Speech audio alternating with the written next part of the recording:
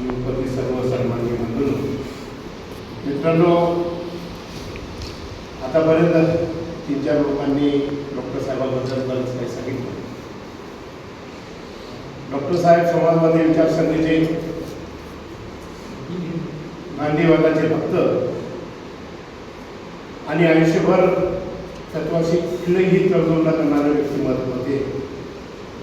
त्यांनी आपल्या आयुष्यामध्ये मला तरी वाटतं स्वर्गीय जयप्रकाश नारायणांच्या काळापासून या चळवळीमध्ये आले असतात. पण नागे साहेब असतील या मुलाला उभे असतील, त्याच्यानंतर देशम जोशी असतील, पण त्या पद्धतीतून निमे साहेब असतील, हे सगळे समाजवादी जी मंडळी आहे त्या काळातला शेवटचा एक व्यक्ती आपल्यामधून समाजवादी गेला असं मला वाटतं. आणि तो एक काळ समाजवाद्यांचा फार सुवर्ण काळ होता. त्या काळामध्ये जे त्या विचारांना झपाटले होते ते झपाटलेल्या विचारांचं हे एक फार मोठं असं व्यक्तिमत्व त्यांनी महाराष्ट्राला तयार झालं. युक्रांच्या माध्यमातून त्यांना संपूर्ण महाराष्ट्र पातळीत उडवलं, गावा शहरापर्यंत ते पोहोचले. तरुणांना जमा केलं, तरुणांना गांधी सांगितलं, तरुणांना समाजवाद सांगितला आणि एक वेगळा असा ठसा महाराष्ट्राच्या वर उमटवण्याचा त्यांच्या नेतृत्वाचा ठसा महाराष्ट्रावर मोठा होता. आणि फार मोठं एक योगदान त्याचं या महाराष्ट्रामध्ये समाजवादी विचारसरणीसाठी, गांधीवादी विचारसरणीसाठी राहिलं.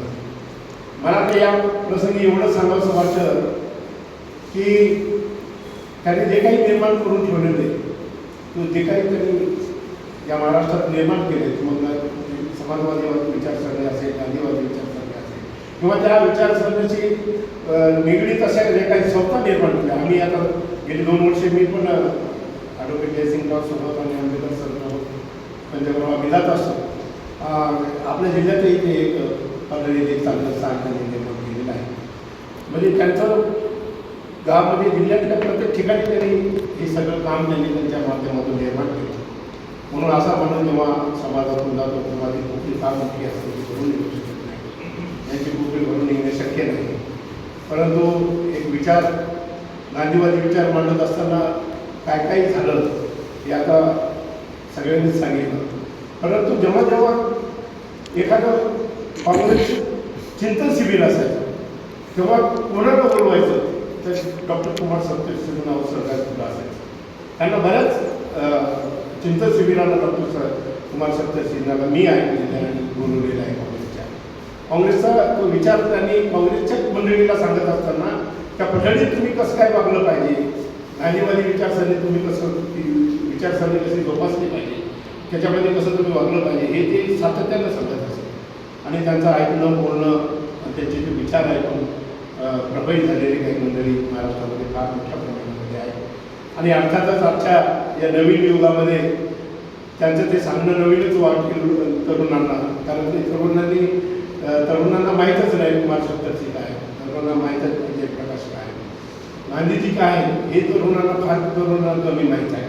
म्हणून हा जो विचार देशासमोर घेऊन जात असताना तरुणाईला या विचाराची फार जरूरत आहे. आपण जर त्यामध्ये वाढलो, आपण जगलो, आपण ते विचार आत्मसात केले, परंतु या आताच्या येणाऱ्या तरुणांची फळी या देशामध्ये आता निर्माण होण्याची प्रक्रिया सुरू झालेली आहे. आणि त्याचा विजय आज झालेला आहे, त्यांच्या कार्याचा विजय आज झालेला आहे असं तुम्हाला सगळ्यांना ते माहिती आहे. मी म्हणजे जास्त खोल जाणार नाही. परंतु एक गांधीवादी विचारसरणीच्या मार्गाने जात असताना काय होऊ शकतं त्याचं उदाहरण आजच घडलेलं आहे. म्हणून मला या प्रसंगी एवढंच म्हणायचं आहे की हा विचार सगळ्यांनी आत्मसात करत असताना आपल्या जीवनाशी आपण एकनिष्ठ राहिलं पाहिजे. आताच वाचकांनी पण सांगितलं की, आणि त्यांनी पण सांगितलं किंवा सरांनी पण सांगितलं की सगळे काँग्रेस खाली लागले. आता तसं झाली काँग्रेस खाली मला मान्य आहे, पण सगळी नाही झाली. झाली 75% झाली. आमच्यासारखी